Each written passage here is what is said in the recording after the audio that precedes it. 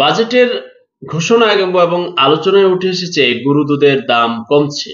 তো আমি দোকানদারকে জিজ্ঞেস করলাম গরু দুধের ব্যাপারে, যে গরু দুধের দাম কি সত্যি কমছে কিনা, কমবে কিনা, আপনাদের কাছে কোনো মেসেজ আছে কিনা।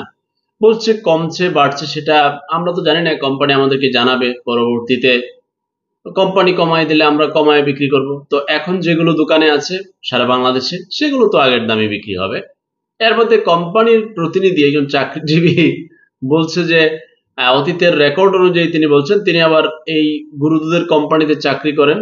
বলছে সরকার যদি ভ্যাট কমায়ও, তার পরবর্তীতেও নানান ছয় নয়ের খেলায় কোম্পানি কখনো কমায় না।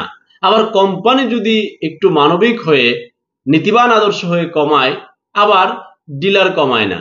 ডিলার যদি কমানোর চিন্তা করে মানবিক আদর্শের, আবার দোকানদার কমায় না। মানে কেউ না কেউ গেম খেলে, হয় দোকানদার, না হলে ডিলার, না হলে কোম্পানির মালিক, না হলে কর্তৃপক্ষ। সর্বশেষ ক্ষতিগ্রস্ত কে হয়? সাধারণ জনগণ। তাদের কোনো সংগঠন নাই, তাদের কোনো সমিতি নাই, তাদের একতাও বলতে গেলে নাই। তারা বিভিন্ন জায়গা থেকে, বিভিন্ন অ্যাঙ্গেল থেকে মন্তব্য শুনে, মন্তব্য করে, আর পকেট থেকে অতিরিক্ত টাকাটা দিয়ে দেয়।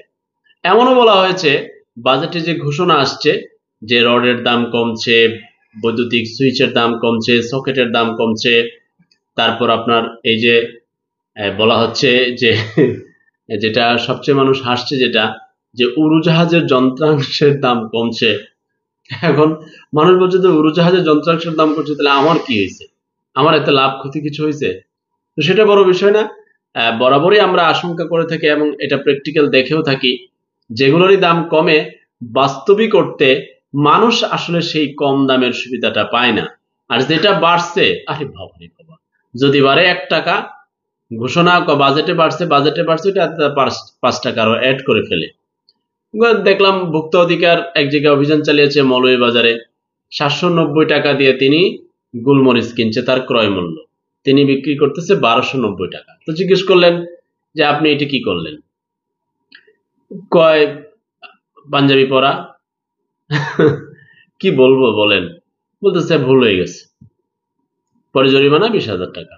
তো 20,000 টাকা কামাইতে কতক্ষণ লাগবে? আমি বরাবরই ভোক্তা অধিকারের প্রতি সম্মান, শ্রদ্ধা, ভালোবাসা রেখে সবসময় বলি, তাদের পরিশ্রম, তাদের চেষ্টা 17 কোটি মানুষের জন্য, যদিও 100+, কিন্তু তাদের সেই চেষ্টা প্রচেষ্টা, এই জরিমানাটা 20,000 টাকা। আরো শক্ত আইনটা কেন প্রয়োগ করে না? নাকি তাদের দায়বদ্ধতা, সীমাবদ্ধতা রয়েছে, জবাবদিহিতা আছে, তাদের হয়তো ইচ্ছা থাকলে অনেক কিছু করতে পারে না।